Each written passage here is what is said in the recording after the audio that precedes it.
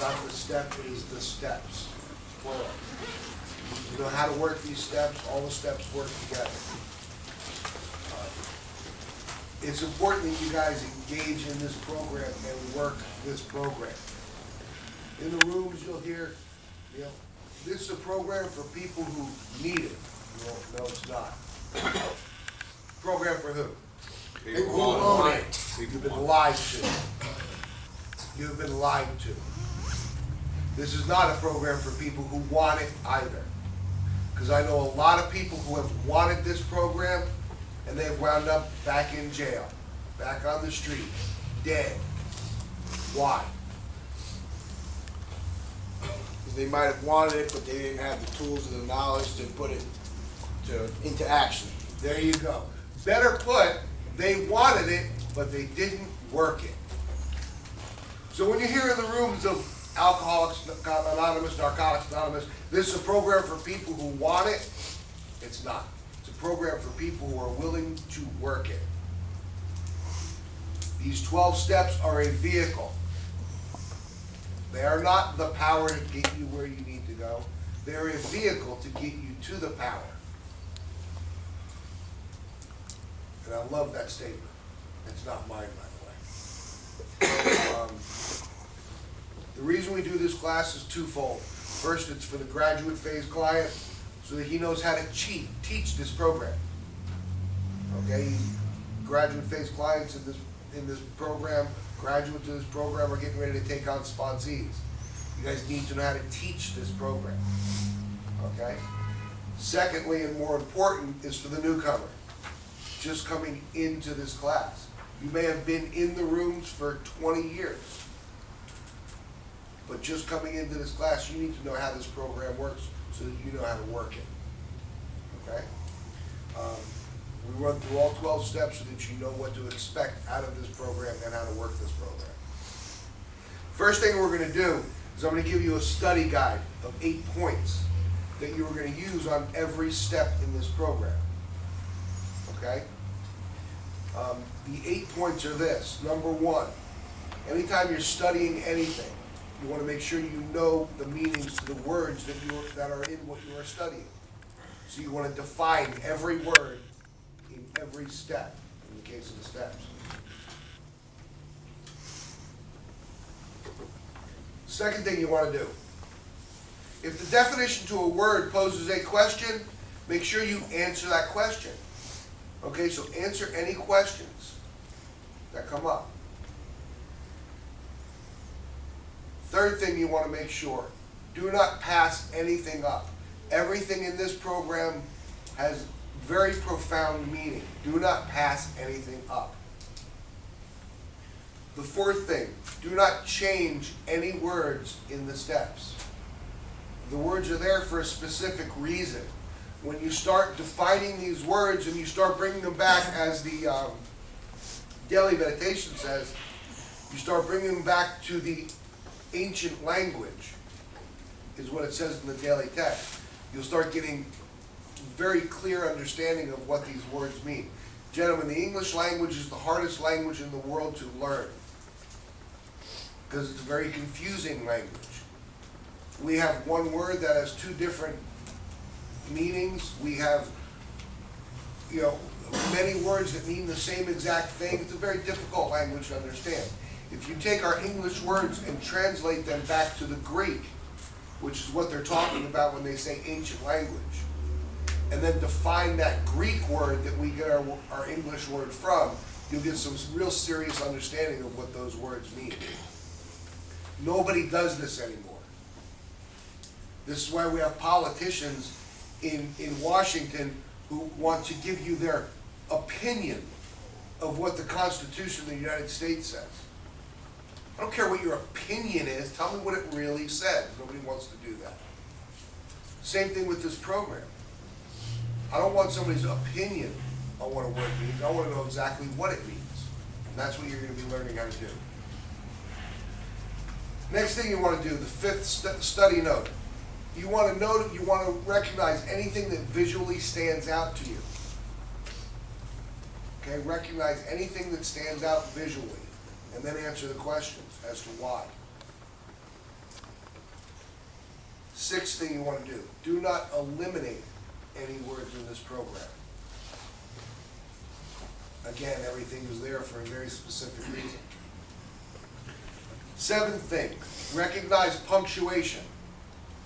Punctuation. I'm sorry, the punctuation in this program is very important. Don't pass it up. And when you start studying the punctuation, you're going to be pretty surprised on a couple of different things. Last thing, number 8, you want to pull out key words. Make sure you pick out your key words.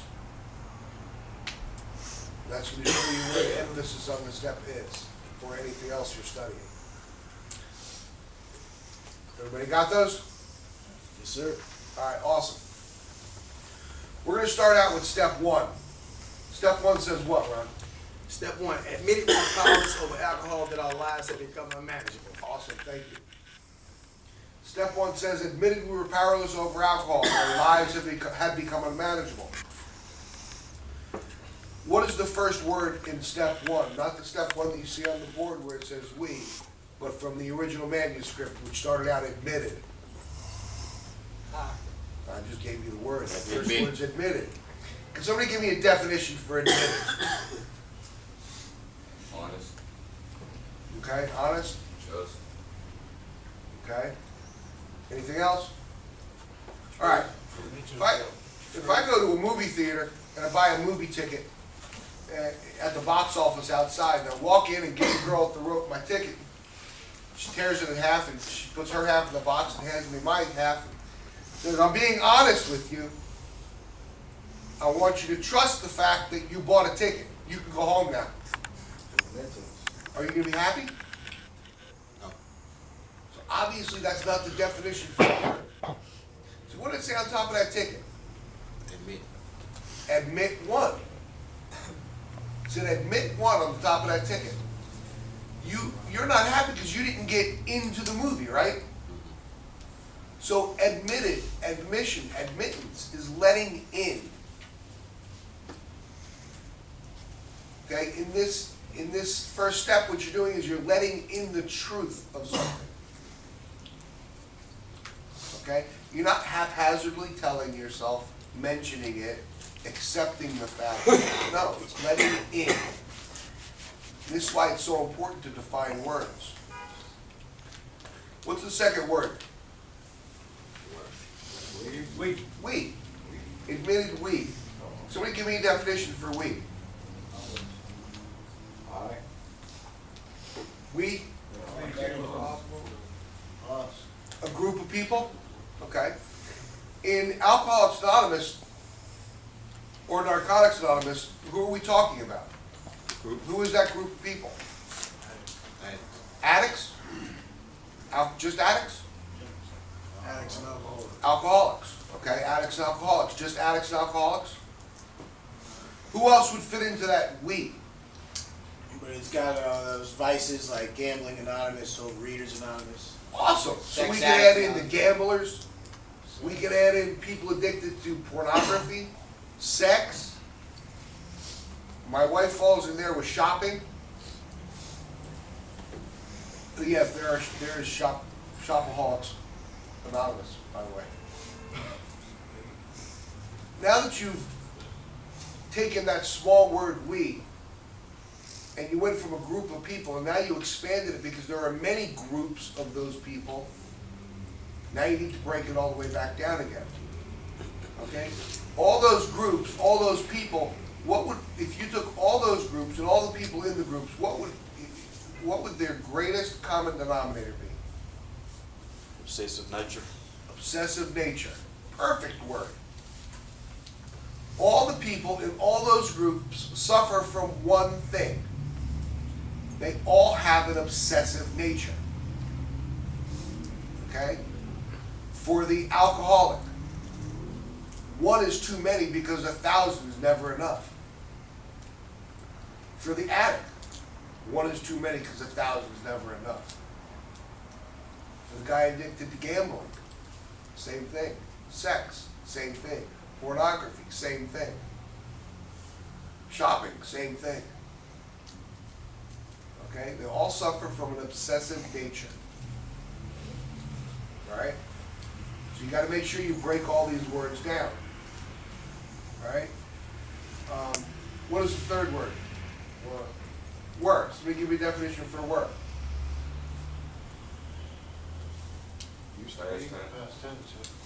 Past tense. And your first time through this program, past tense is just fine.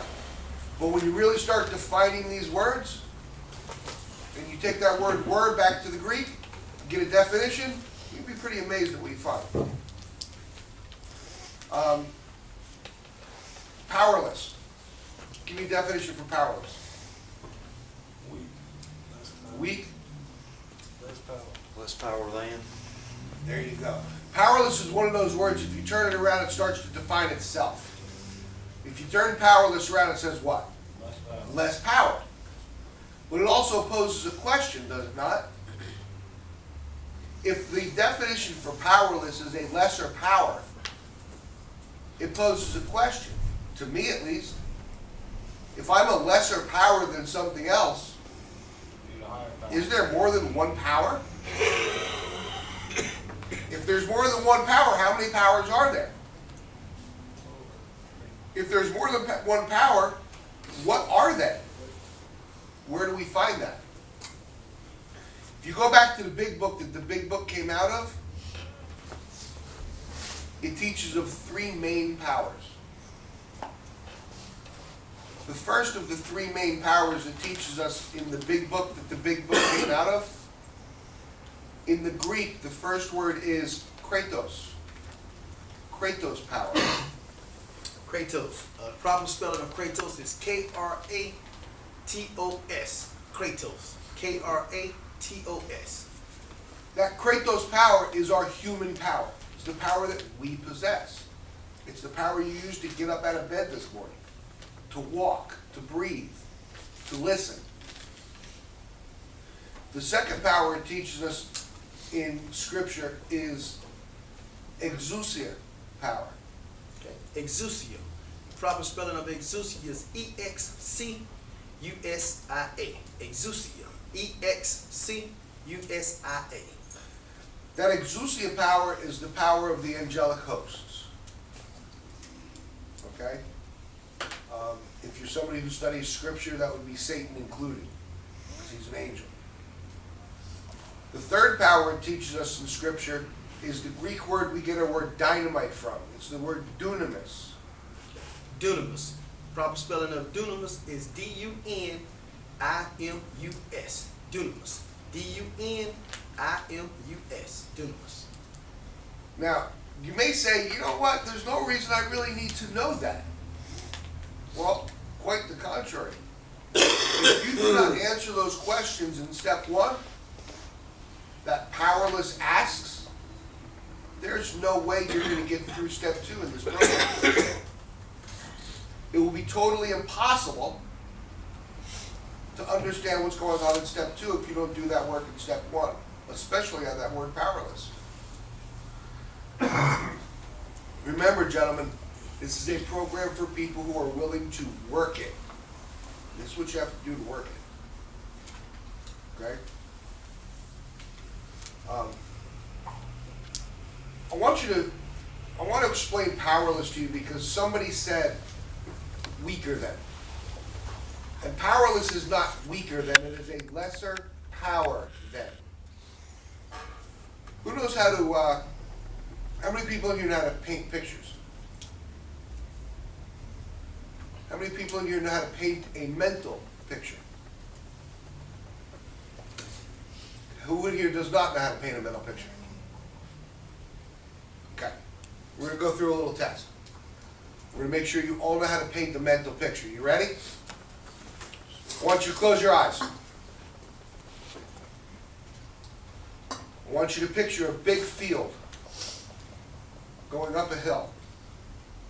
Very slight incline hill. Nothing steep. I want you to cover that hill, or that hill with green grass. Okay, now at top of that hill, I want you to put a tree, a large brown trunk big green canopy. Okay, now I want you to put a bunch of red dots in that green canopy of the tree. What kind of tree are you looking at? Apple. Looking at an apple tree? How many people cannot see an apple tree? Awesome, you all know how to paint a mental picture.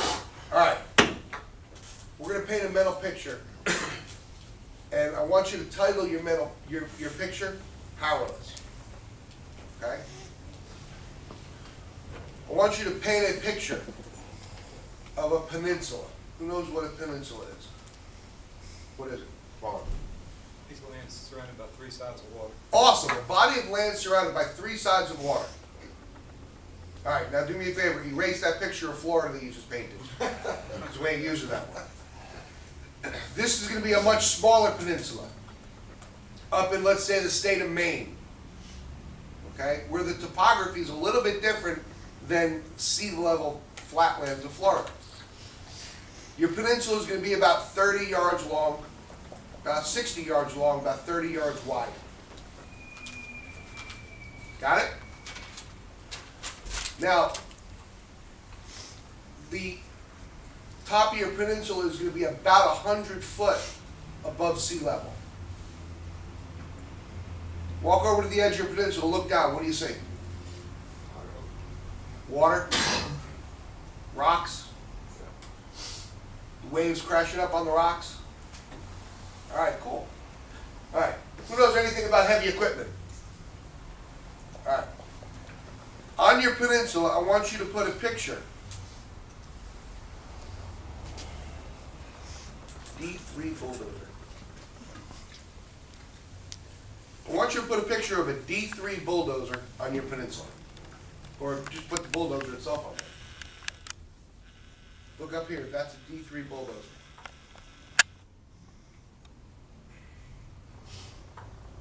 Everybody got that? Put it on your peninsula sideways. You know, the 30-yard way, not the 60-yard way. Now remember, we're painting a picture that's entitled Powerless. All right? Now put yourself on the peninsula. Put your hands up against the blade of that bulldozer. Now when I say go, the bulldozer's going to push one way, you're going to push the other way. Ready? Go. What happened? Got pushed over. Got knocked over the edge, got run over. Now remember, we're going for powerless, and I'm proving to you that it's not weaker than. I want you to take yourself off your peninsula, put yourself in the gym.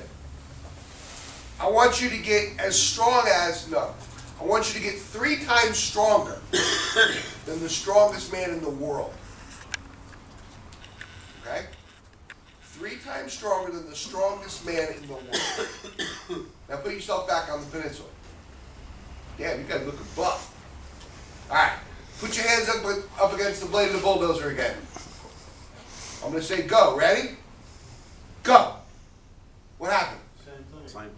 Same thing. No matter what you do in your Kratos power, you cannot defeat that bulldozer, can you? So you are not weaker than that bulldozer, you are powerless against that bulldozer. Okay? Now before you put your pictures away, I want you to do me a favor. Did you see where it said Cat D3 on the side of that bulldozer? Mm-hmm. Alright, I want you to peel that sticker off. Now go ahead and put your drug of choice up there. Alright, go ahead and put your pictures away. Unfortunately, gentlemen, you will never lose that picture. No matter how much you try. I tricked you. That will be there for the rest of your life. You're not going to be able to lose it. Sorry. Alright, but that is powerless. Powerless is not weaker than. It is a lesser power than. No matter what you do, you can never defeat that is more powerful than you. We drew the picture of the bulldozer. Okay? Alright. What comes after the word powerless? Step 1. Over. Over. Somebody give me a definition for over.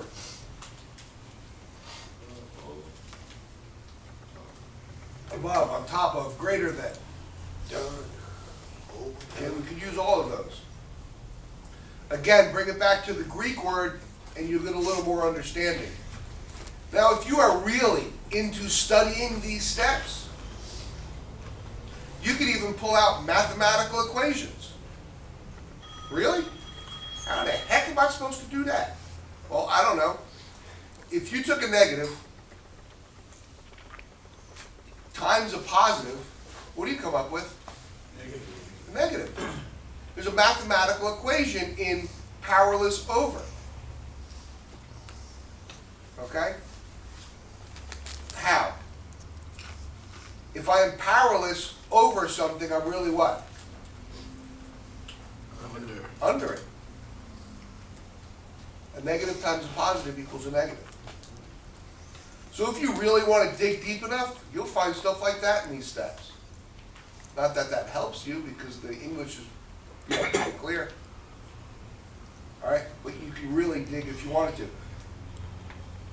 Over alcohol. Obviously, we don't have to define alcohol or drugs or anything like that, do we? Yes, no? No, sir. No? I'd like to challenge you on that, though. Okay? People who are addicted to alcohol have a what? An addiction, right? People who are addicted to drugs have a what? Addiction. Society tells you that you are addicts, correct? Yes, sir. Bring that back to the Greek and figure out what that word really means. Which one? Addict. Take the word addict, bring it back to the original Greek word, and the definition is slave. Slave. It's amazing. All right, what comes after the word alcohol in step one? Hyphen, that dash. Okay? Do not pass up the dash in step one. If you're studying Narcotics Anonymous, do me a favor, put the dash back in step one, because they mistakenly took it out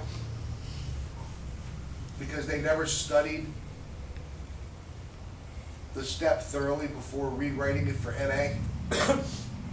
That's my personal opinion, mind you.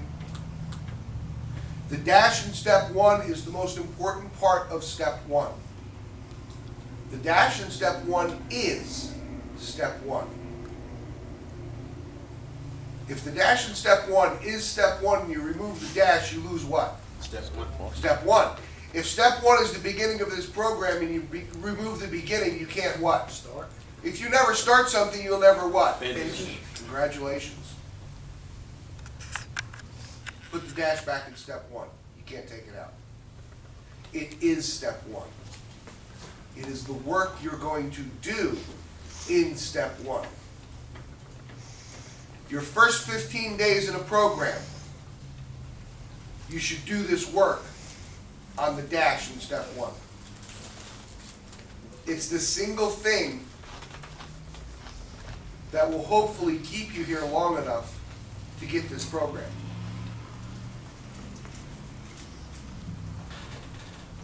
What is the dash in step one? Where else do we find a dash like this? What do you see on a tombstone? Person's name, date they were born, date they died. What's between those two dates? Dash. The dash. What is that dash in step one? What does it signify? That's a perfect answer. Life. Don't get confused, guys. It doesn't just mean 1964 to whatever that next date was. It doesn't just mean 65, 66, 67, 68. It's not what it's there for. That dash is what you should aspire to fill your entire life. Well, what do you mean? Somebody who wants to fill their dash, it'll be defined by how many people go to their funeral when that second date comes. If you have nobody at your funeral, you may not have done a lot with your dash. If you're like Mike Fine, and you have 2,000 people at your funeral, you probably have a pretty significant dash. What the dash is a timeline, a definable timeline on the tombstone. It's basically the same thing in step one. That dash in step one is a definable timeline. It's all the work you're going to do in step one. It is step one. How many people are lost? Have no idea what I'm talking about. Everybody knows what I'm talking about? Nobody knows what I'm talking about? We'll go with that. All right, here's the work you do in your dash. The dash is a definable timeline. The step starts out, we admitted we were powerless over our addiction, or powerless over alcohol. Okay? Or we could just end it at powerless. Admitted we were powerless. As human beings, what do you think we are most powerless against? Wants, desires, No? irritation. How about lies? How about lies? Let's say we've known each other for years. A lot of years. I come to you one day and I tell you this story. So, you know, check it out. I got this director that works for me. His name was Ron Epps. Now, Ron's a pretty stout dude, okay? But you gotta check this out.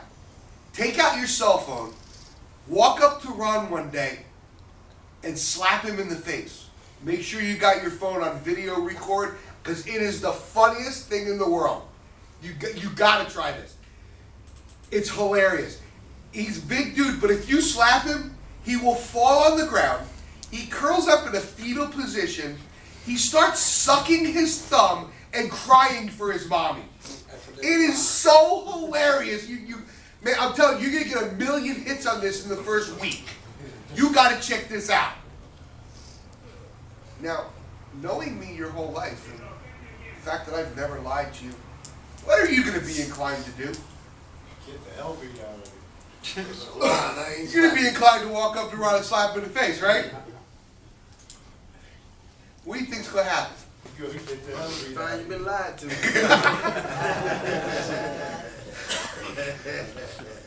After you wake up and rectally remove your cellular device, you're going to realize that I lied to you. Okay? We are powerless to nothing more than being lied to. Gentlemen, you suffer from a disease, as they call it, that speaks to you in your own voice. Okay?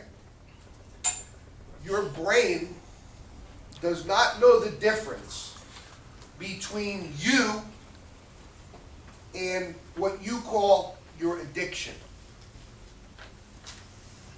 Okay? When your addiction speaks, you think it's you. How do I know that? Because I've heard countless thousands of you say, I figured, I thought, I tried. It's always I.